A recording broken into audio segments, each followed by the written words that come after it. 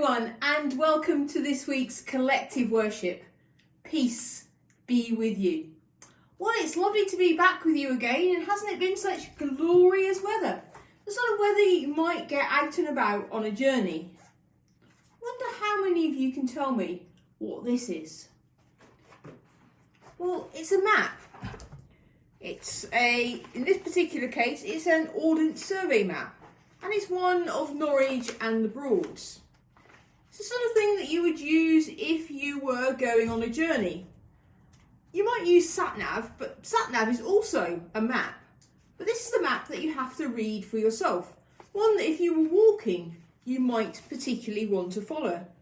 It tells you where everything is, and it tells you how to get from the place you are to the place you want to be. Of course, you have to know how to read it, and how to look at the grid lines. And you have to know where you want to get to. But once you know all those things, it's quite easy to follow. And you can guarantee that if you follow it properly, you will find where you want to go. It does what it says. It's a map. It maps your journey from one place to another. So why, when we're talking about truth, am I talking about maps this morning?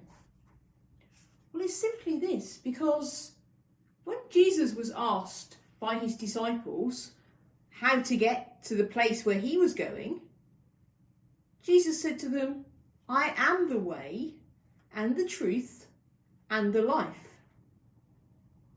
I wonder what he meant by that. I am the way and the truth and the life. Well, first of all, he meant that they needed to follow him and do what he did. And if they did what he did and followed him, then they would be able to go all the way with him to the place where he was going, which in this case was in the Father's house, or if you like, in heaven. So that's the easy bit. They had to follow him and do what he did. I am the way. I'm the map. I'm the guidance. Learn how to follow me and you'll know where you're going. I am the truth. What did he mean by that? Well, Jesus meant this. I am true. Everything you see about me, everything I tell you, is absolutely true. I'm the real thing. I'm authentic. You can trust me. Put your trust in me, knowing that I am the truth, and you will get to the place that you are going. I'm completely trustworthy. Everything I've told you will happen. Everything I've told you is true. And I'll just take that on a little bit further for you, because he also said, I am the life.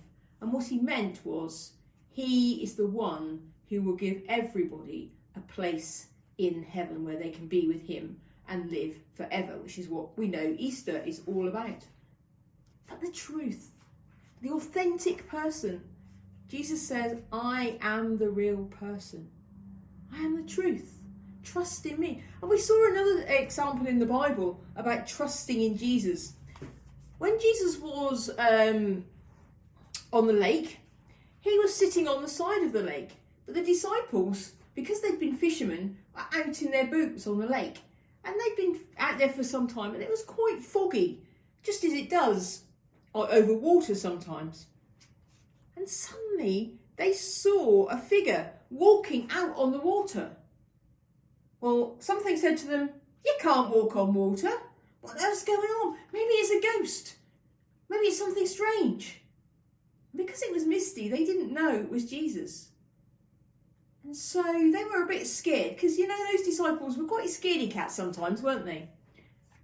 And Jesus said, it's me, Jesus. And Peter said, I want to come out to you, Jesus, because Peter, he's always the one. Big feet, straight in, and he dived onto the water.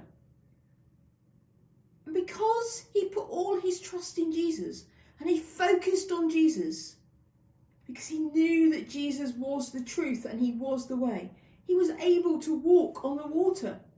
And for the first and only time in his life, and in anyone else's life, Peter was able to walk on the water. Walk the way to the one he trusted, the one he knew was the truth. But halfway across the water, Peter lost his concentration and he started to doubt whether he could do this. And as he did so he started to sink, and he ended up swimming the rest of the way because he stopped believing that Jesus was the truth and the way for just those few seconds.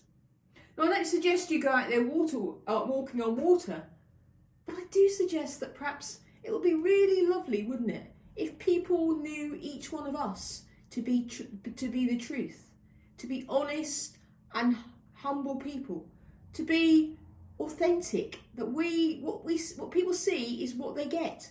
We don't tell lies or untruths or make up stories about ourselves. What we tell people about ourselves is absolutely true, so they know they can put their trust in us and that we will never let them down.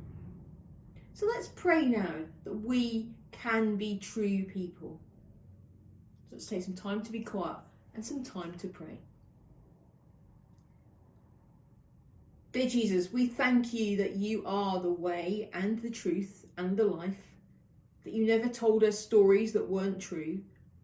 Help us to be the kind of people that people know are true people, that we're honest and people can rely on us and we don't make up stories to make ourselves look better or make up stories about other people to make them look not as good as us. Help us to be real people so that what people see is what they know is going on underneath.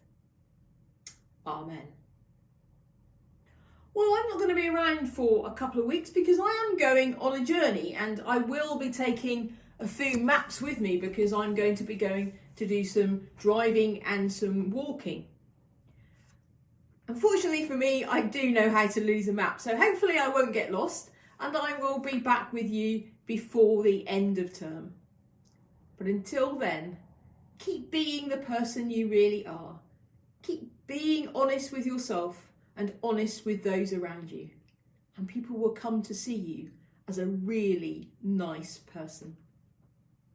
And from me, it's bye for now. Take care.